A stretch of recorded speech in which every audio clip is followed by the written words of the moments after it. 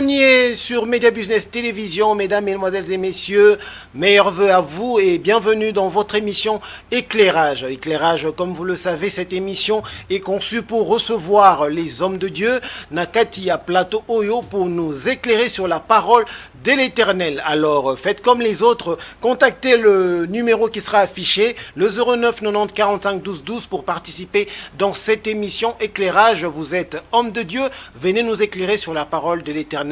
Tokoyambayo, il n'y a aucun problème. Alors, comme vous le savez, précédemment, nous avons passé une émission ici, toujours dans l'émission Éclairage. J'ai reçu l'évangéliste David Ngamuna, avec qui nous avons parlé sur le 25 décembre, la date de naissance, la célébration de Noël. Alors le révérend David, le évangéliste plutôt David Ngamuna, nous avait avancé des versets pour nous dire que cette date n'était pas réellement la date de naissance de Jésus-Christ. Alors ça fait débat, nous avons reçu beaucoup d'appels. Alors sur ces appels, Toyambi, 2 personnes pour ce sujet-là toujours, bien que nous allons entamer un deuxième sujet. Toyambi pour Nabino, frère Herman Mayele, à cause de la Nabiso na plateau Oyo, Azana Biso na plateau Oyo, Toyambi pe pasteur Guillaume Selemani, à cause de la Nabiso na plateau Oyo, toujours pour avancer les arguments et puis présenter les versets sur la date du 25 décembre. Est-ce vraiment la date de naissance de Jésus-Christ?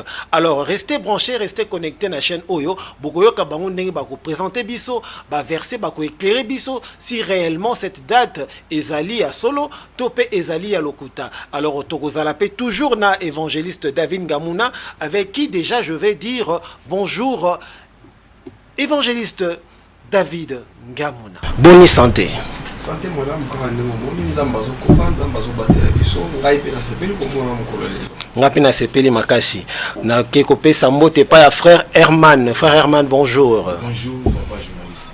Eza mbala liboso ya na plateau oyo eloko nini etindi oyo ya lelo na plateau oyo ya éclairage.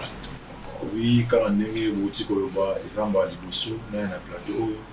Mais eloko beaucoup plus touché ki ngai parce que bazolo de la makambu oyo ko sunga bato yo. Azaki non dans le noir. Makambu oyo lo bamara awa, eza makambu oyo bebisa te, eza makambu oyo e kopesa batu mission fungwama pa la vérité ozaki caché to ba ebakite. Vraiment, mais eloko nini penza oyo memaki yo awa parce que benga kinga mwa mingi par rapport à sujet to banaye ko solo la dernièrement. Mais na ko linga en même temps on se présenter au outil place nini église na ezali. Premièrement, on va dans la présentation. Comme on a eu frère Herman Mayele, papa journaliste à Outi Koloba, à Outi, na église ciel ouvert, communauté ciel ouvert. Ok. Extension à Bagadi, Ozo Kamba Maipa, il y a le révérend pasteur Joseph Manzala Manzambi. Ok, topesi bandeko ya église na binombote na pasteur Manzala Manzambi, topesi mbote. Alors ndeko Herman. Olingaki oloba nini par rapport à sujet o tozalaki nango semaine oyo tikoleka? Par rapport à sujet oyo utaki koleka awa na plateau. Biso to bengaki biso to yaki na ndako kolanda ngo na télévision. Vraiment. Moi ba makambo na yoka ki wana évangéliste bandai koloba. Alors yango nde poussenga vraiment ke na benga.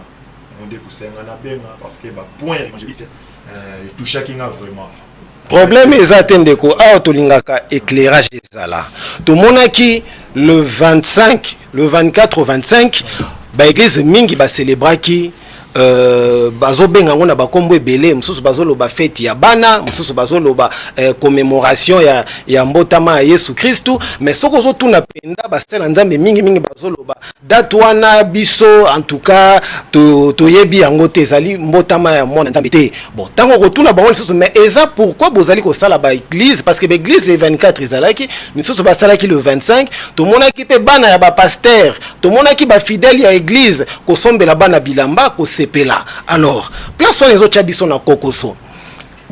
Est-ce vrai le 25 ou le 24 eza date ya mbotama ya Yesu? En réalité, le 24 ou le 25 décembre wana eza vraie date ke oyo ya naissance ya Jésus. Bon, date Jésus abotamaki eza date nini? Date oyo Yesu Masi abotamaki ezala révélé te na makomi. Alors nyonso eza nango révélé te na makomi, c'est que eza nango important te. Eza nango important te. C'est important te ba célébrer fête ya ba célébrer naissance ya Yesu Masia. C'est important que ba célébrer la naissance ya Yesu Masia. Oui, parce que ce qui est important, Dieu lui-même allait laisser aux gens ba to aux disciples ba talisa biso date wana parce que date wana et le but est que ezate. Date o Yesu Masia bota maintenant que un nom ezali. Mais pourquoi babimisela biso amote? Parce que ça non important. Pourquoi bozo zela babimisela bino? Alors que bozo reconnaître que Yesu Masia botama azalaka na mukili ya se na mabele oyo. Pourquoi bozo zela ba komela bino date? Peut-être bozo zela ba scientifique, to ba chercheur ba sala ba recherche, ba kende ko luka botama ki po ba misusu ba lobaki nelanga, misusu ba loba botama ki temps hiver, temps malili. Ba sala la bino ba chrétien recherche, lokola ba komela bino Bible, ba lukela bino pe date ya Yesu po ba koloba na bino. Bozali ko zela mokolo wana ou bien bondimi na bino bo vandaka na ignorance. Te eza kozala penza na ignorance te. Eza kozala penza na ignorance te.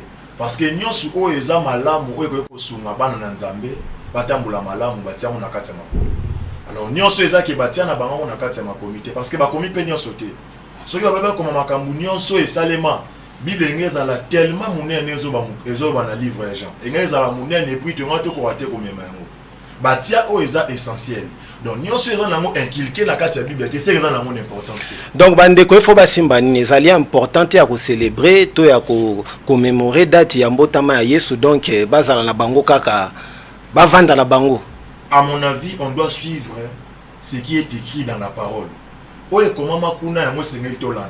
O ba komi na bango te batia ngote, to ko tia ngopete biso moko parce que date on a sur Holandi malamu selon mes recherches, il y a un certain évêque Riberius Yende Mutu, selon ye a imposé date wana ke date oyo na moni pona ngai eza pona mutu pona ngai to tia date auto célébraka naissance ya Yesu Masia et loko Yesu Masia mo ba tikala ko la sata ba disciple te et puis esalemi na tanine et salema après 200 ans je crois après 200 ans dernier disciple ya Yesu Masia tanga kufi après 200 ans de un certain Riberius wana yene mtaye ko bimisa makambo wana nyoso wana.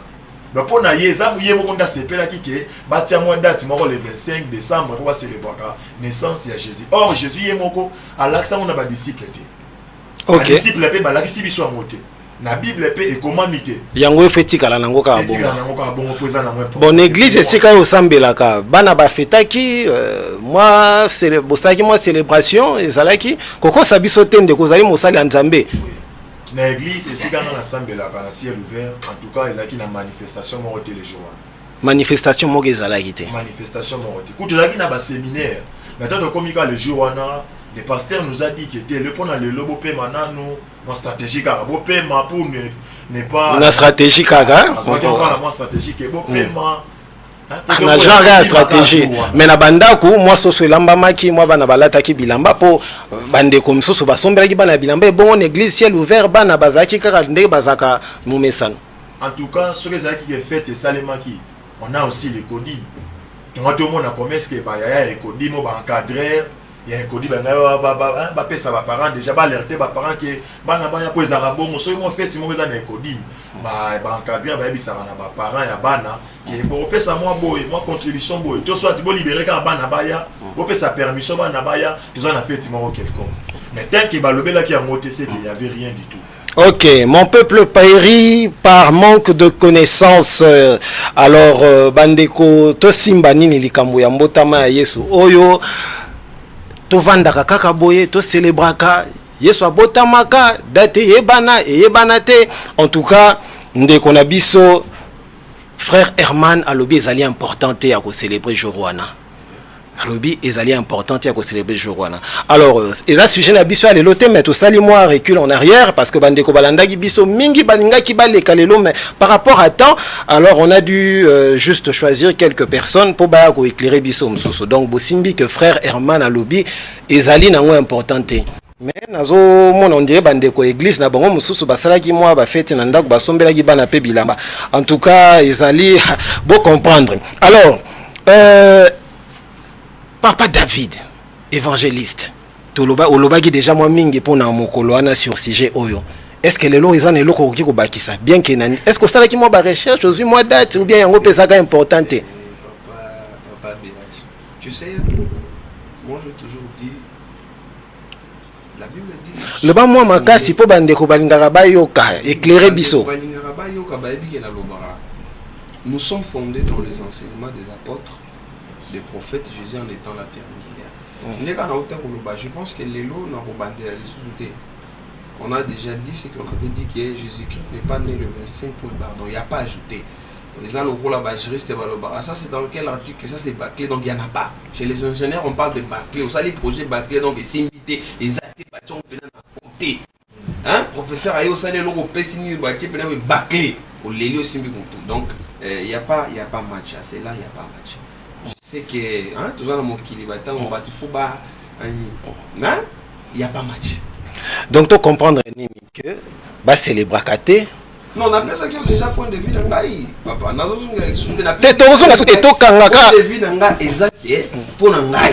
on ne peut pas parler à l'église de Noël. On ne peut même pas parler de ça, puisque les gens bâtissent l'eau mon côté, tandis que les autres ordres évangile. Pourquoi je appelle les autres ordres évangile? Puisque c'est quelque chose qui n'est pas écrit. Tandis que l'évangile doit avoir le soubassement. Quand on parle de soubassement, je parle de la parole de Dieu. Puisque tout ce que nous allons faire, s'il n'y a pas les soubassements qui veut dire dans le terme vulgaire, c'est fondation. Et quand vous parlez de Noël, avec quelle fondation? Donc là, il n'y a pas match. Je pense que vous allez comprendre que Noël, ce sont des choses qu'on nous avait amenées. Avec la grâce de Dieu, je veux que le peuple de Dieu qui nous suit, soutenons-nous de faire des recherches sur la vérité. Car la Bible dit, mon peuple périt par manque de connaissances. Le peuple périt par manque de connaissances. Donc, et les gens, ce qui est mal, les gens ne veulent pas comprendre. Tu sais, tu peux faire beaucoup de temps dans quelque chose. On vient te dire non, ça ce n'est pas comme ça. Tu acceptes la moindre chose. Mais le coup ici, quand il s'habille sur l'autre dit non, on les a faux débat, oui, il soit botamate, mais nini, il soit botamate les 25. T'as botamate les 25. La Bible dit que votre oui soit oui, que votre non soit non. Ce qu'on ajoute vient du diable. Ok, j'ai une question à vous poser, évangéliste David Ngamuna. Est-ce que pendant l'évolution et à temps, est-ce que vous révisez déjà la Bible? Non, Bible va réviser un autre. Et ça n'a pas oyo. Je réponds directement. Et ça n'a pas tout bazoka bazu Bible na bango. Babaki simo ba biloko basali. Ba longoli. Olobi nini? Olobi basala nini? Bazoka babaki si. Pe ba longoli. Longola bande ko na ngai ba témoin, je n'aurais pas honte de le dire. Ba témoin sur aujourd'hui na Bible na bango oya puisque ils utilisent leur Bible. Dans la Bible, mais ils ont ajouté d'autres, ils ont enlevé d'autres choses. Par exemple, là où la Bible dit dans le livre de Luc, que de telles sortes de démons sortent par des jeûnes et prières. Je mets mes mains coupées dans la Bible na bango balongola. Et vous allez comprendre toutes ces choses-là, la répercussion qu'ils ont là-bas. Mon colonia jugement na bango, balongola bango be makambo. Donc, tu as combien de Bibles alors? Parce que nous avons la Bible là-bas, il y a témoin. Bango va réviser. Qu'est-ce qui s'est passé? Baké en imprimerie, Bible ezara oyo. Baké en imprimerie, tant baké ko imprimer, ba longoli mo logo bango. Logo la bango ba génératé. Pour ba coloniser peuple na bango bien. Et ba ko asijatir peuple wana, ba zu ba longoli parti wana. Mais ngana yebi que Bible ezali koloba. Kolongola te ko bakisa te. Mais tant ozoloba que Bible na bango. Moi o ba olanda ngai.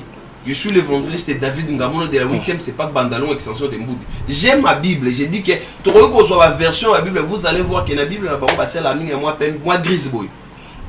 Verset 1 exact. Et la Bible les a parole à Yanzambete. Bango balongo la tant baké ko imprimer. Tout ça c'est la parole de Dieu. Mais to simbi ke bango balongola moi makomi wana kati. Siko toningi to ba Bible bango baza ko salela. Ezali différent na oyo za na maboko. Différent mais bango balongola tant baké ko imprimer balongola. Eza différente. Mais balongoli. Donc batolo ba sali moi révision et puis balongoli. Balongoli kaka. Éclairage, vous pouvez toujours participer dans cette émission en nous contactant par ce numéro, les 09 90 45 12 12 pour nous éclairer. C'est-à-dire que Bible au bango bazaï ko sali la wana na oeza nango différente. C'est Bible est différente. Mais seulement bango kuna balongo là. Balongo puisque bango pour na bango ils ne veulent pas gêner. Ils ne veulent pas. Problème na weza que pour bango ba générater. Bon, eza débat na biso te mais les analyses que je fais. Pourquoi balongo li yango? Puisque balongoli parti wana o bakomi de telles sortes de démons sont par des jeûnes et des prières. Que les témoins viennent avec leur Bible là grise, ba contredire ngai. Tu sais que moi je parle de la parole de Dieu. Hein. Moi quand je viens ici, je ne viens pas avec des rêves autant que bandé coco là. Non. Justement, dans l'éclairage, on vient avec la parole de Dieu. Exactement. Ici, comme la Bible dit, nous sommes fondés dans les enseignements. Même le miracle pour venir, d'abord la parole doit y entrer. Et c'est la parole qui doit même appeler existence à ce qui n'existe. Exactement, ça c'est vrai. Okay. Mais je reviens sur ce que vous venez de dire tout à l'heure, que la Bible dont les témoins de Jéhovah utilisent et la Bible que vous avez, ça c'est Louis Ségon. Oui, c'est Louis Ségon. Louis Ségon, c'est la même Bible. Oui, c'est la même Bible. Je crois que bandeko ba témoin ba mona ki loko mo ezala ki malonga te peut-être c'est bangote nde balongola ki na lingi siko na ya boye parce que oti koloba pe awa mon peuple périt par manque de connaissances mais mokondi oya biso mwana na nzambe oto tondima lokola mokondi pe mobikisi. J'espère que évangéliste David Ngamuna osa ko reconnaître que mwana na nzambe abotamaka na mokili. Tozo kende ko silisa, ozo reconnaître ngo oui ou non. OK, ça va. Mais que pas frère Herman, osa ko reconnaître que Jésus Christ abotamaka na mwasi na mokili. Lokola ngai na yo. Oui, abotamaki na mwasi na mokili kwa ngai na yo. Bon, lokola bozali ko reconnaître yango. Tina ete ya koyeba date ya mbotama ya Yesu Kristo na mokili bozali koloba eza na importance te. Est-ce que yo ndenge babotaki yo epa ya mama na papa na mama babokola ko baboti yo ke bato ba yeba date na oteza nango problème te. Nangaki na répondre na question na bout. D'abord nangaki na corriger non erreur mon asalika siko. Vas-y. Abotamaki na mwasi mais abotamaki lokola ngai na yo te. Abotamaki na mwasi. Oui, mais lokola ngai na yo. Na nzela obiso surtout toyebi. Obiso surtout ndenge toyelaka. Si tu lokola ngai na yo, c'est que yé pas na papa physique. Abotamaki na mwasi, oui, ils sont d'accord. Mais lokola ngai na yo te. Merci. Mais abotamaki quand même. Té dans son landa kitoko mais oza ko affirmer qu'abotamaki quand même na maman. Mwasi nda botaki. Voilà. Sikoyo elonga na ina simba. Donc pour na frère Herman, oui. Na évangéliste David Ngamuna, lokola Yesu abotamaka pe na mama. Na nzela obiso surtout toyaka na mokili. Ya biso badati na biso est important toyeba. Mais ya mona na nzambe Yesu Christ eza na ona tinate ezala seka bongo tozala na ignorance ya date na ezali bongo. Na banda on s'appelle pe na sagesse ya Yesu Masia. Et banda ko arriver na moment batuni Yesu Masia question à répondre par question. Alors ma réponse sera ceci. Est-ce que nani oyo a resepela yazate quelque part ba fêter date bazo fêter fête anniversaire na yeme ba kosela ngo date. Moto moko ko sepela te ya wana tina to sala émission précédente ezalaki pona koyeba réellement la date ya mokondi. Donc comme réellement la date n'est pas connue, c'est que ça n'a donc batika kaka. OK. Vous nous suivez sur Média Business Télévision dans son émission Éclairage. Vous pouvez toujours intervenir soit au tindi message, soit au tindi message vocal nayo ou bien au bengi biso toko yano layo. Alors frère Herman, batu bakoki ko simba nini pour la présence na ya lelo par rapport à sujet oyo landa ki biso na ndaku. Olinga kwa koloba na batu vraiment nini?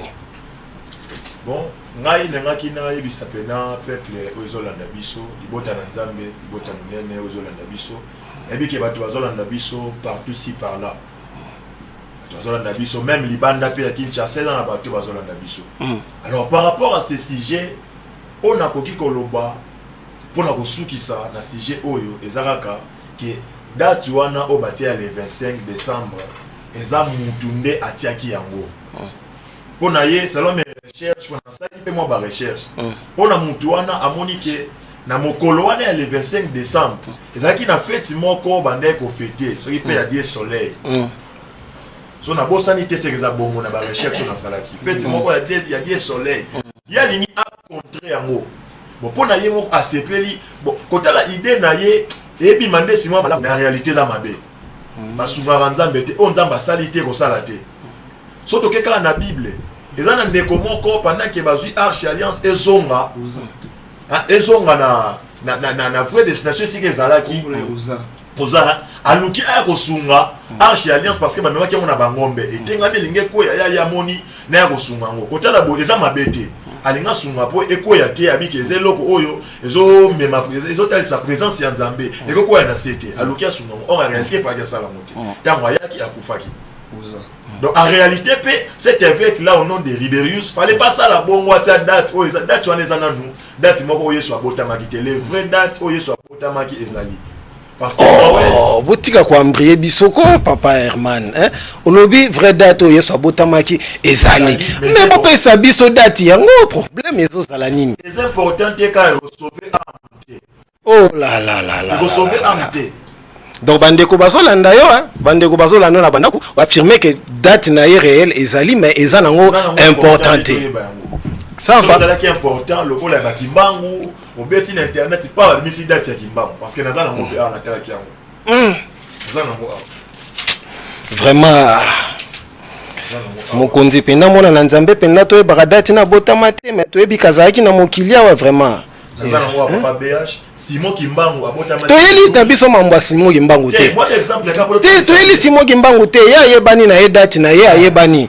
Mais oya mokonzi na bino Yesu Kristo mona na nzambe bino ba chrétien bozo yeba na bino te pesa na eza na ngope problème te. Zo sala bino ni chaud ni froid bozo la kaka ba scientifique mukolo ba ko sala ba recherche ba kei ba luki ba ko yebisa bino nde bokomo ba oui vraiment est-ce que penda ça a vraiment d'importance pourquoi parce que sur total na Jean 3:16 eza lisolo oyo nzamba baobetela biso kuna baorelate biso histoire ya makambo ndenge ezalaki donc c'est-à-dire mutu ayaki po abota makufela mokili azala déjà c'est lui-même Dieu azalaki déjà car Dieu a tant aimé le monde il envoya son fils unique afin que quiconque il envoya c'est que mutu aza déjà baoti ndenda kita akitaki kana nzela ngana oto yaki na mokili mais na lulenge moko tenga na oto botamela problème ezate bandeko basimbike frère Herman mayele ayebisi biso keza nango importante mais to yebike abotamaka alors frère Herman to ko libérer yo to yambaki yo vraiment parce que au monaki mukolo wana il fallait ko éclaircir bandeko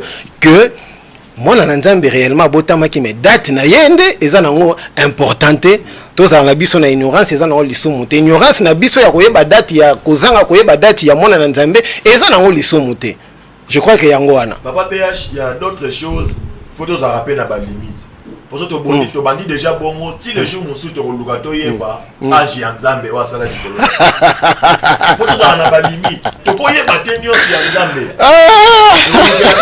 ti le jour musu to luka to ye na plateau boye to zo débattre si to yeba agi ya nzambe wa sala mais nzambe wana ozolo bazo pousser biso na connaissance faut tous na connaissance na ebite so ko zala mabe mais je dirais que non.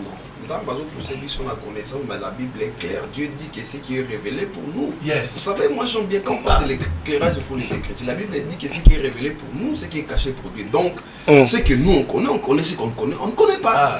Donc ne cherchez pas à connaître quelque chose que tu ne veux pas connaître. Donc je crois que les téléspectateurs nous suivent, vous avez compris la pensée ou bien l'idée ou bien le fondement de l'évangéliste David Ngamuna et le frère Herman, c'est-à-dire que comme ce n'est pas révélé la date de Jésus-Christ sur terre, la date où il était né, ce n'est pas important de s'inquiéter ou de chercher à savoir, il faudrait rester comme ça. Alors, frère Herman, en tout cas, na sepela ki koyambayo lelo, moi bambote so geza na bande kon église, pasteur, tout ça, et ça la bango bien.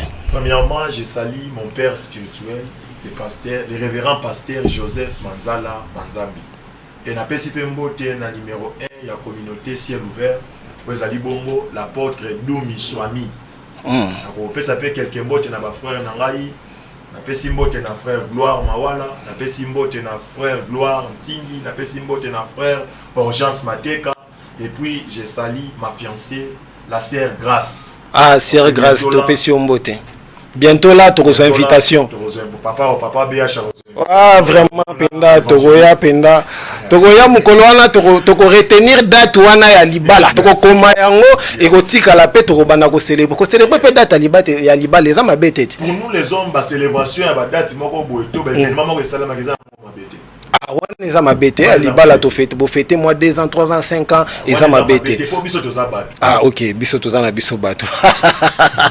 Merci frère Herman, en tout cas, Sengozalaki pour Nanga Logolo Yaki na plateau, mais ils allaient mbala soukate, ils allaient vraiment mbala soukate, Yaka ko éclairaka biso sur bas sujet, sur bas prédication, et ko ça la biso bien.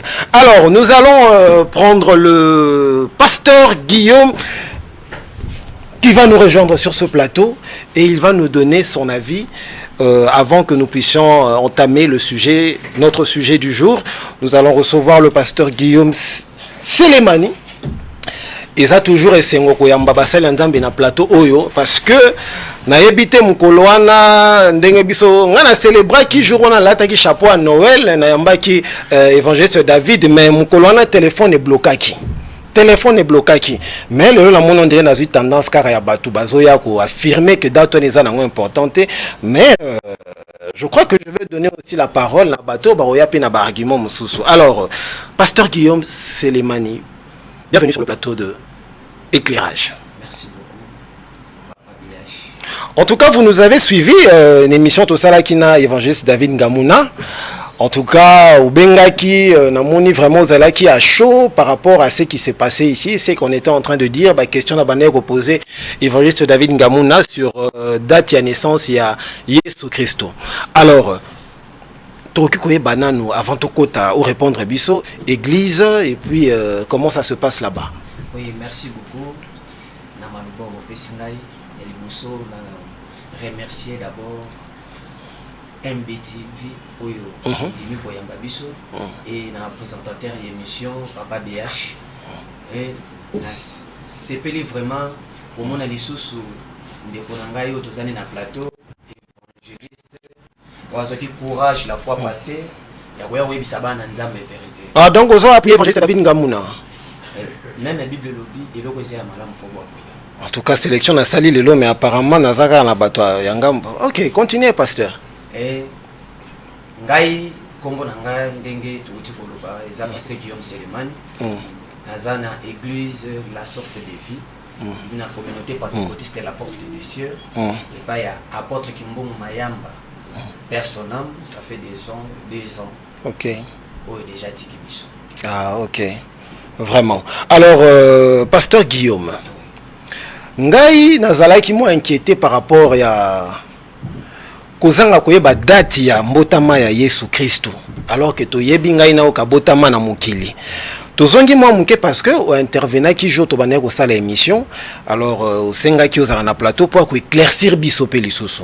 Alors to pesio maloba opesa biso na no date ya Yesu Kristo mukola botamaki et puis bisabiso ce qui est en importance ya ko fêter ko célébrer date ya mbotama ya Yesu Kristo ce qui ezali maloba lamboka la. Merci beaucoup Papa BH. Ya liboso Bible lobby, vous connaîtrez la vérité et la vérité vous affranchira. Ezabongo. Et moto abika rasoka liboso. Amen.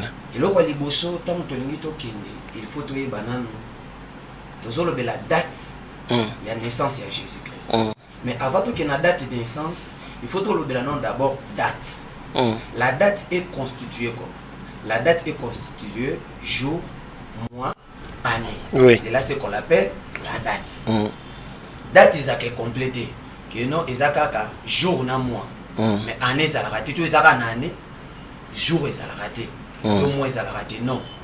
Lorsqu'on parlera de la date, tu le jour, mois, na année.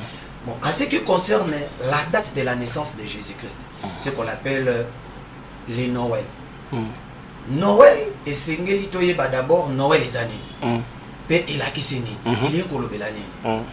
Noël signification nango les jours de la naissance. Lorsqu'on parle de Noël, il a les jours de la naissance. OK. Mais il obite que les jours de la naissance de Jésus-Christ. Mais il obéit bref les jours de la naissance. Mais tant que la Noël, qui sont des fondateurs de Noël. Banani ou pas fondateur, puis banani oyo, banda makambo. Éclairé. Ce qui toye avant notre heure, il y a des personnes où banda qui existent. il y a des personnes qui ont banda déjà makambo spiritualité avant bisotoya. Et batouana, il faut maintenant quelle était leur position et leur système de spiritualité là-bas. Et ça qui est de vrai ou ça qui est de faux. Parce que lorsque tu tombes la Noël, les Grecs, ils ont Natal. Ils ont Natal. Et pourquoi ils ont Natal? Ça veut dire que Mokolo, il y a Mbotama. Mais avant toutes ces choses, il y avait des systèmes de la nourrissance. Ça veut dire que les gens sont prolongés dans le coin du monde. Et dans le cas de Molili wana, il y avait un certain matin, babandi kolamuka bamoni éclairage bandi apparaître. Et lorsque bazomon éclairage bandi ko apparaître, batu babandi osepe. Babenge bango le peuple païen. Or quand on parle du peuple païen, to yebi biso nyos ba païen bazana. Bikima ke ba païen baza batu oyo ba yebi nzambe te. O bato baza en dehors il y a parole de Dieu. Oui. To traitera bango ba païen. Maintenant, quand va le bi ke ba peuple wana nde babanda ko sepela les jours il y a lumière. Oyo eye pa na bango, yango ba lobaka ke Natal, cela veut dire Noël pour na bango. Ça veut dire pour que parce que lumière est et ça c'est que Christ a mais lumière est et tant où lumière est et le but est que y soyez et ça qui comme d'habitude et bah qui consomme et comme qui loco là mon message nous dira ya bandé na bango pourquoi ba mona qui rallongement ya lumière. Ça veut dire que lumière et au coup fallait sauter. Ça veut dire so ba lali ba olamuka et ba moni polé et comme qui d'habitude ya osepela kambo. OK. Et maintenant, il y avait des systèmes royaux. Oui, mais avant tout cela, et c'est que les Grecs qui na religion déjà. On va déjà pour adorer tout, na lulengo dia ba pour pousser les bosso ya ba esprit, les bosso ya nzambe. Selon bango, ba qui dia na religion, mais religion na to ko yuko chonga fete parce que tu ben non lulenge na ngote. Et le roi qui était en place, le roi soleil, les jours de sa naissance, est tombé le 25 décembre. Comme il est allé le roi soleil, et pour arriver dans l'événement où il y a mwinda kokota na mokilito na mboka na bango, ba yo kotiango comme événement moko national, ça veut dire ba célébrer na mboka na bango. Et tant que célébrer yango, après cela il y avait un successeur qui se convertir na kati ba religion na bango na culte o bango basala nde ba ko zwa date wana ba kotisa na kati ba religion na bango. Là toujours chez les Grecs. Et après cela le jour il y a Noël et botama koma okomo na so to bitozo na mwa mukie balobi jour ya Noël ezali na mokolo yesu abotama eza mokolo ya yesu mais babimisa biso papa moko ya mandefu ebele babengi entre parenthèses Père Noël. Mais comment est-ce que babimisa biso Père Noël papa moko aina ba cadeau azopesa bato ba cadeau. Or il y avait après 1700 ans après il y avait un évêque riche, il s'appelle Nicolas de Myre. C'est lui qui l'appelait aujourd'hui le Père Noël. Et il avait un riche évêque, qui d'habitude il y a un cadeau, pe nourriture na ba pauvre. Et lorsque aye, loko les aki na kati ya confession, et baye basalini, bazui tuana pour que ba même impact na ye, ya représenter à incliner wapi na kati église. Or, sans pourtant, ya kozanga koyiba ke ba grec ba colonisaki mboka munene o esika wapi la divinité esika o nzamba kenda kopona bato pour que divinité sani e bandela et tant bato wana ba imposer ba longoli yango système religion na bango wana na mboka na bango ba ye nango na mboka wana oto benga lelo Israël to mboka ba Yuda. Parce que il y a des termes auto monaka bazo benga ba Jérusalem ba ville belé même ba komba ba prophète belé za na Bible. Ce n'est pas ezakite ke batu oyo bazalaki ou bien ba Yuda nde mutu ba pesa non eza bato ba ye. Et au comment même après cela ce côté na kati ya division il y a protestant na église catholique. Les deuxième volet zakili kamba ko supprimer la date parce que baki ko komisa ngo lokola date nationale. Pourquoi? Parce que après on ezaki na moto moko yaka ko bongo la motema et moto atanga bongo la motema pona ye abilo nga na bongo li motema il faut date esani et comment célébrer lokola mokolo ya nani ya Yesu Kristo ya mwana na nzambe bazui yango basali nini bakotisi yango na kati ya ba mikanda na bango. Ceux qui ont besoin de rechercher ba okende même na ba site web donc même na ba site web ezali vraiment connu www.makeupvlog.com. Écoute ici ka vérité ya makambo tozolobela.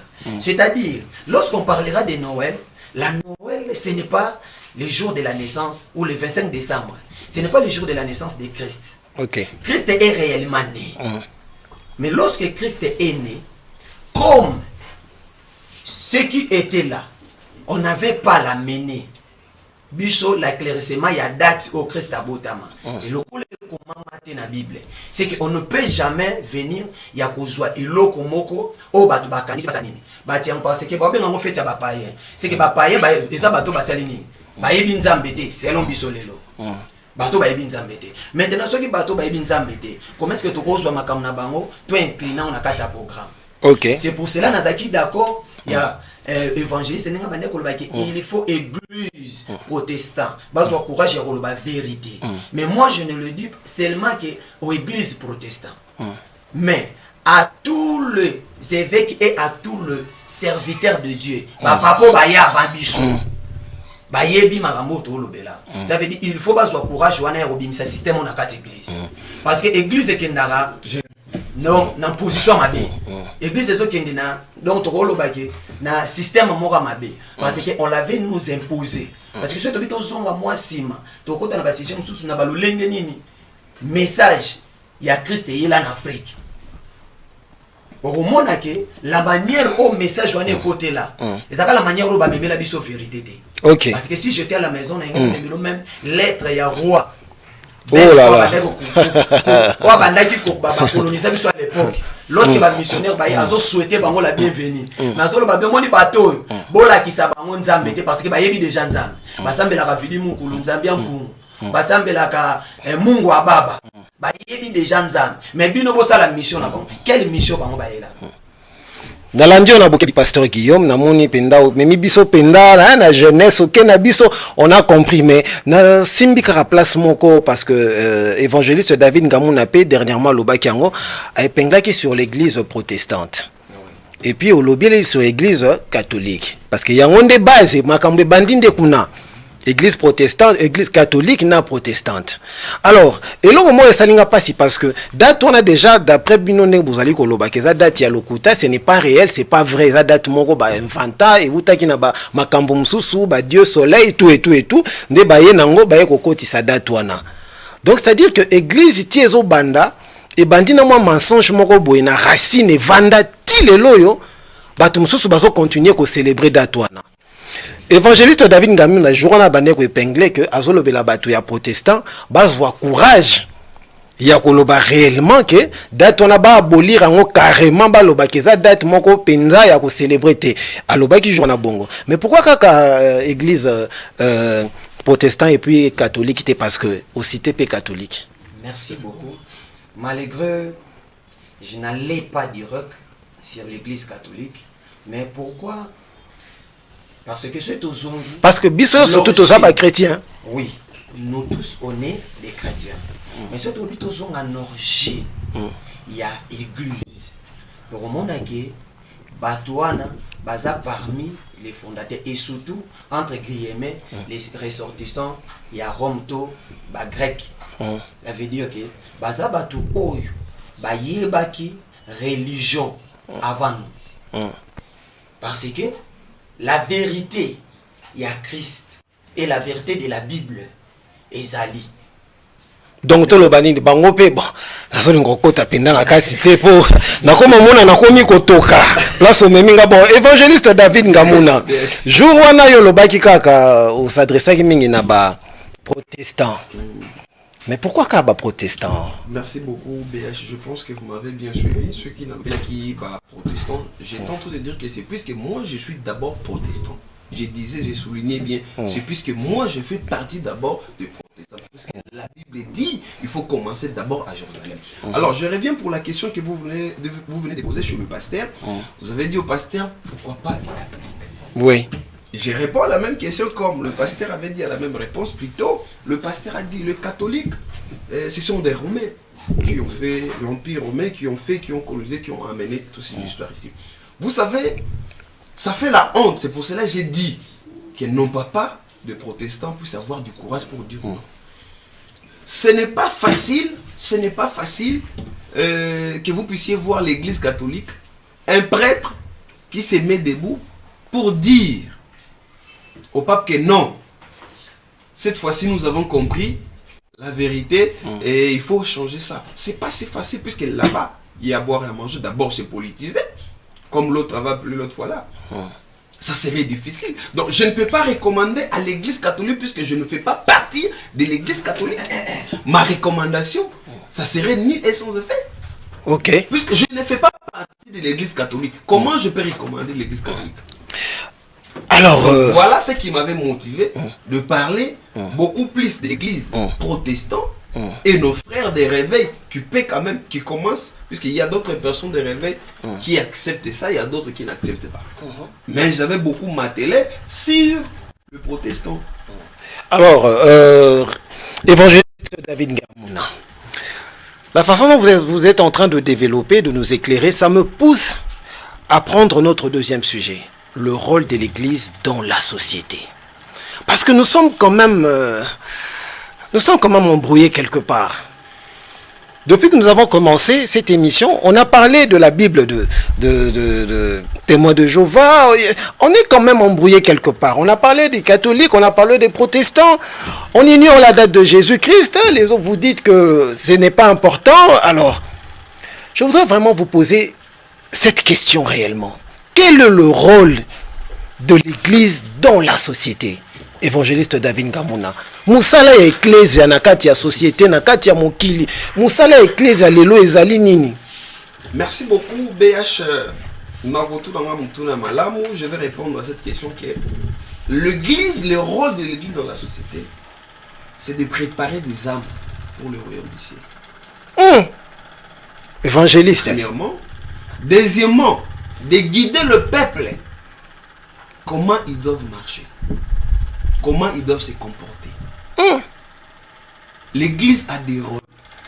De préparer le peuple de Dieu pour le royaume du ciel. Et de dire au peuple, d'orienter les peuples comment ils doivent se comporter, comment ils doivent marcher, comment ils doivent...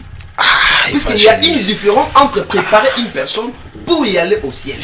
Malheureusement, aujourd'hui, dans nos églises, on ne prépare pas les gens pour aller au ciel. Préparer une personne pour aller au ciel, ce qui veut dire amener quelqu'un à comprendre et à obéir dans la parole de Dieu.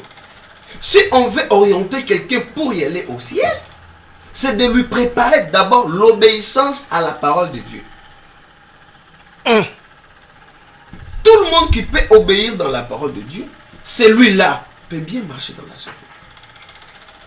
Heureusement ou malheureusement, aujourd'hui je vois les hommes de Dieu qui acquillent le politicien.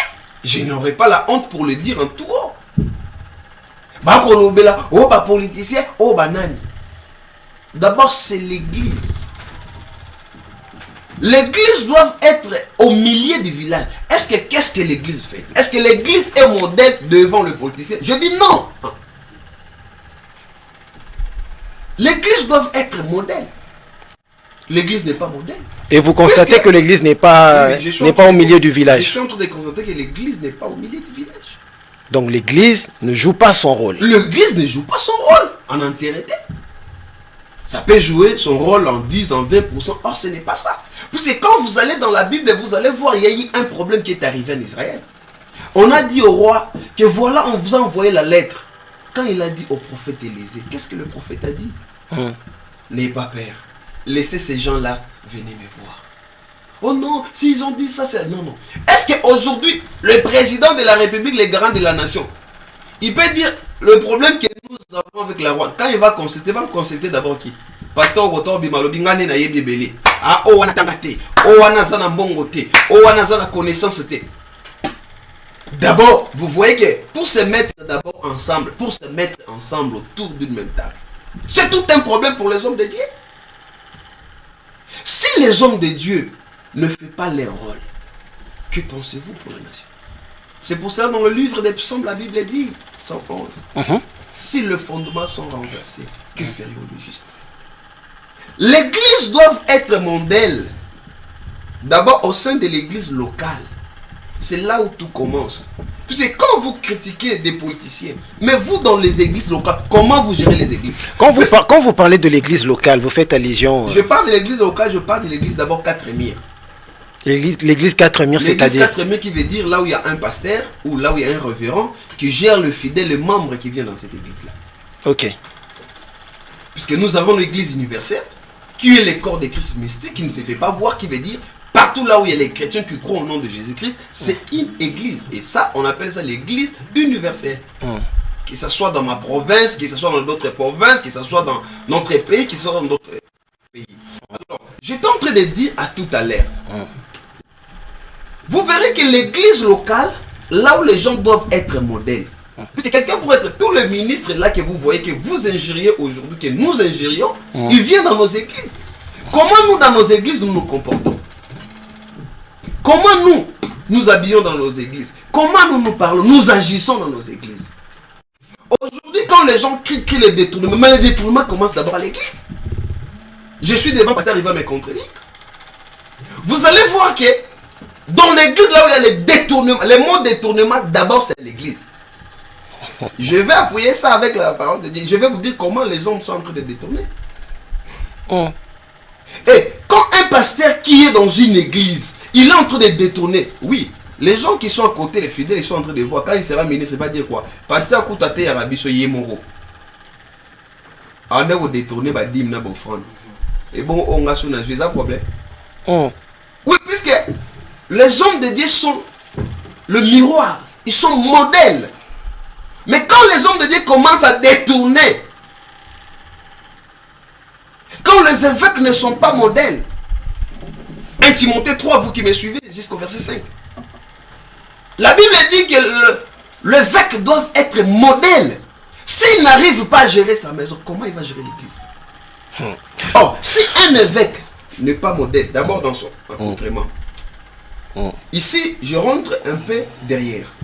Vous qui me suivez, lisez le livre de l'Exode 28, le verset 28, vous descendez. Ou bien vous commencez même jusqu'à à partir du verset 20. Dans le livre d'Exode, ici, on montre l'accoutrement sacerdotal. Oyo na linga balobi bilamba ya bo nganga ya Nzambe. Bilamba ya mosala ya Nzambe. Évangéliste David. Ah, toza na kati éclairage. Tango zo kende kokota na ba place wana. Tu as parlé de l'église. Je prends puisque le temps n'est pas là. Oui, allez-y. Balobeli bilamba ya banganga ya Nzambe. À cette époque-là, bilamba nganga Nzambe ezaki modèle pour faire cette différence entre yé na ba peuple. Puisque nganga Nzambe ba tirer na kati ya ba peuple. Et là, vous allez lire le livre de l'Éphésiens. Sans vous couper, donc, vous parlez de l'accoutrement de l'évêque. Est-ce qu'aujourd'hui, c'est seulement important que l'évêque Allah takaka ndenge Bible ezali ko koma dans l'Ancien Testament, ou bien l'autre commis déjà na développement, to commis na biso na mode, pour tout le monde bazola ta ndenge moko ndenga mode. Allez-y. Alors ici, je tente de parler comment les serviteurs de Dieu devaient porter, puisque biso neto bandité, logo la pastra ote koloba. Biso to bani mama Nzambe. Mama Nzambe banda tongo. No bino bolandi kaka. Bino to loba banda tongo e bandi lelote. Bino bolandi kaka. Basala Nzambe bazali na lolenge na bango kolata, puisque na loba na Ephésiens 4 vous commencez le verset 4, le verset 9 vous descendez balobi. on a tiré ces 5 ministères au milieu du peuple et on nous a fait les dons. Donc, peuple,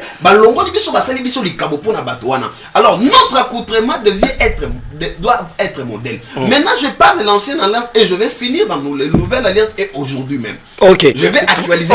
Ok, prenez un point là. Melama ya piyo. Kobo sanate, kobo sanabi na kimi so ba ide na ote.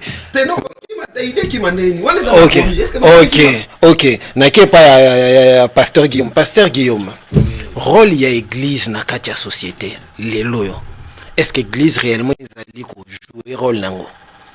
La première chose avant de revenir, il y a qu'on répondre à la question de moi. La ligne de verset biblique très simple. Pour ça na pembeni ya micro. Pour ça qui type. Ah voilà. Trop na ba église. Ok. Matthieu chapitre 16 verset 28. Ok.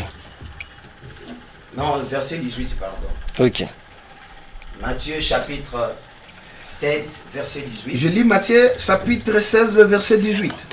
Et moi je vous l'ai dit que tu es Pierre et que sur cette pierre je bâtirai mon église et que les portes de ces jours de mort ne se proviendront point contre elle. Merci beaucoup. On voit que dans cette parole, Christ avait commencé déjà de prophétiser sur le fondement de l'église. Mais sur qui? Sur un homme. Un homme, il s'appelle Pierre. Mais pourquoi Christ avait prononcé ces paroles toujours à Pierre? Et pourquoi? Parce que Pierre avait répondu aux questions de Christ. Christ lui a posé, c'est au verset 16 à 17. A posé question, a dit bateau sous babé nanga prophète, et bon dit non, bateau boza nanga. Bolobi naza nan. Pierre a eu balobi, tu es le Messie, le Fils de Dieu vivant. Alors, Pierre, ce n'est pas toi, mais c'est mon Père qui t'a révélé. Et maintenant, tu es Pierre.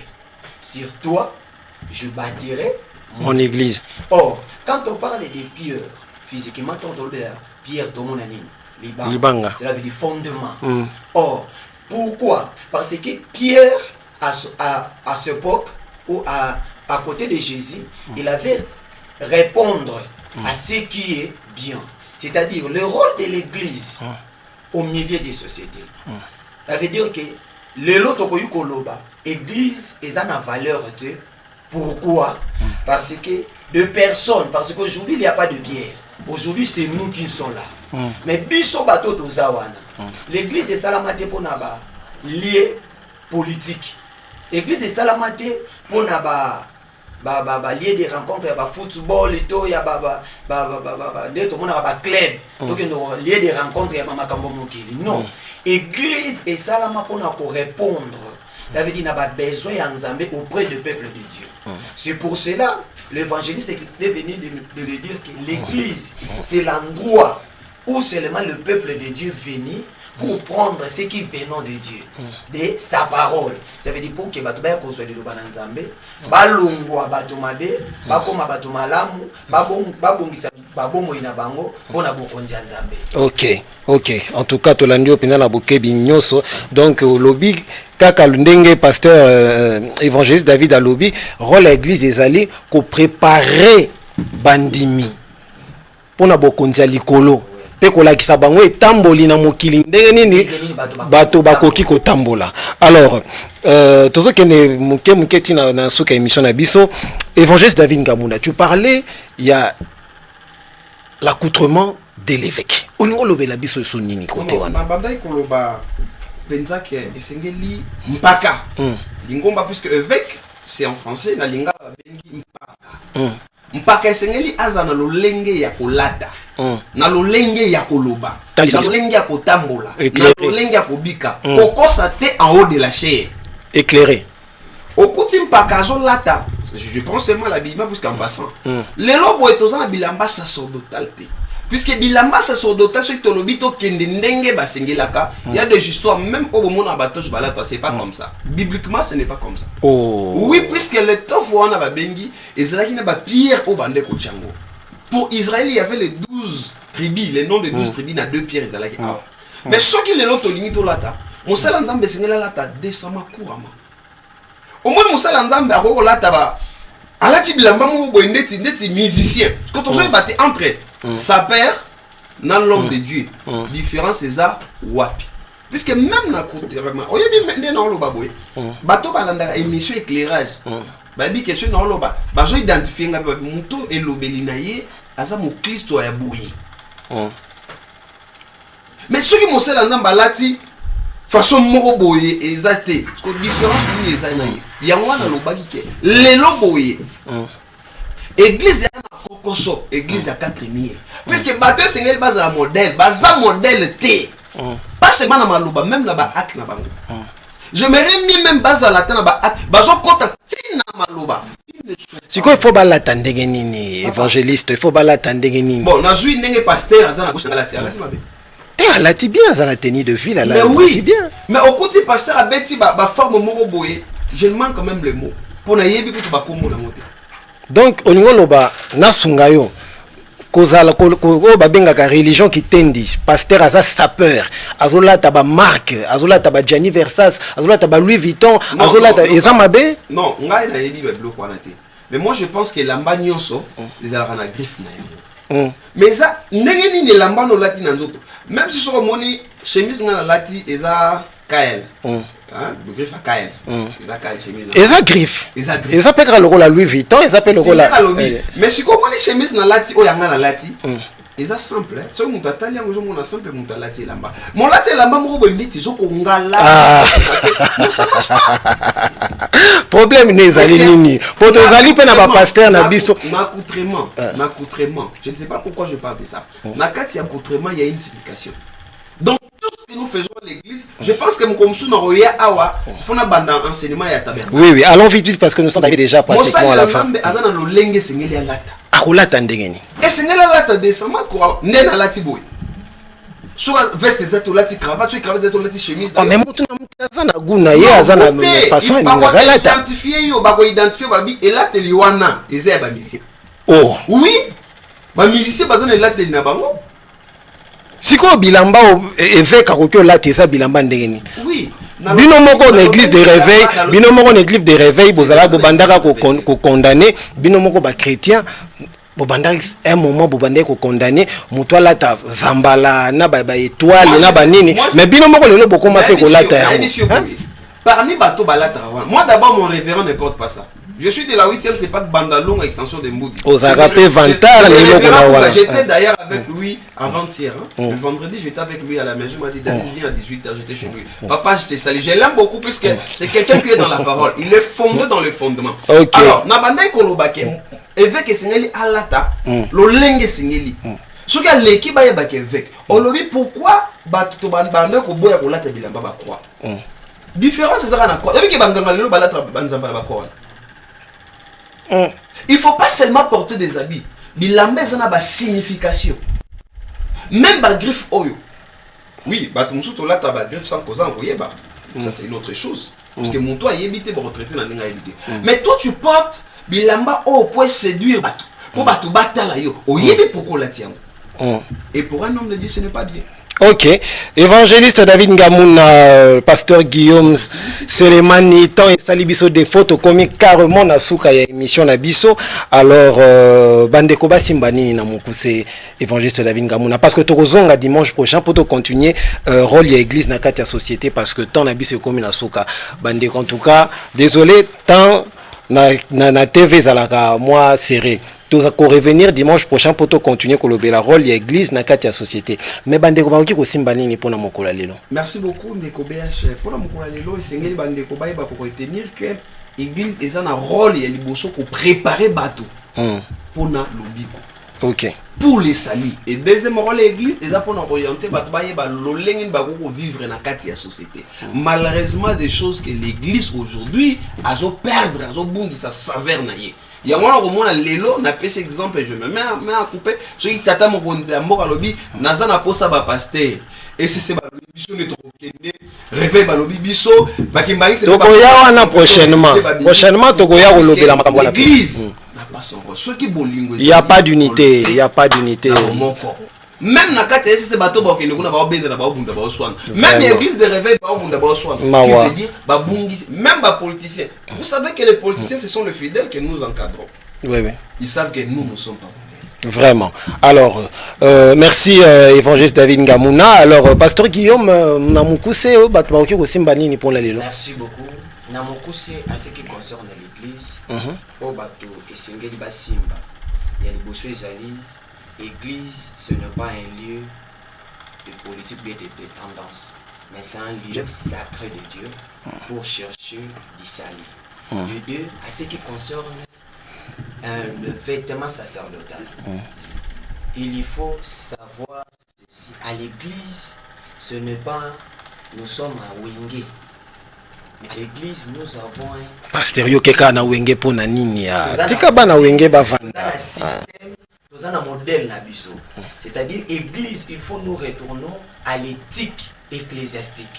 Tobima na ba sentiment, tobima na ba tendance. Pour que les hommes de Dieu tels que nous sommes, toi na posa mukilemo nabiso te. Mais nous avons besoin que l'Éternel nous voie. C'est pour cela que le peuple de Dieu qui saisit que lorsque tu deviens à l'église, lorsque tu pousses à l'église, qu'aucun pour kaka okende kopesa mais kende pour que yoka kende pour que okende koluka sali ya ko sauver bomo inayo. Merci beaucoup en tout cas maloba kitoko kende pona koluka o sauver bomo inayo pozanga bokonza likolo te yango wana tozali ko clôturer émission oyo na maloba wana na pesi merci na évangéliste David Ngamuna, frère Herman Azalaki na biso awa na pasteur Guillaume Selemani. Alors vous voulez passer dans cette émission ezalango simple ou bengi na numéro wana ceux que vous avez d'accord te na makambo oyo bandeko balobeli biso na kati ya plateau oyo okoki kozala pe na plateau oyo oya ko démontrer bango par des versets bibliques et kozala kaka malamu pona ko éclairer biso. Surtout restez branchés na programme il y a Media Business Télévision et on se retrouve à la prochaine. La rediffusion ça se passe le lundi à partir de 16h. Au revoir.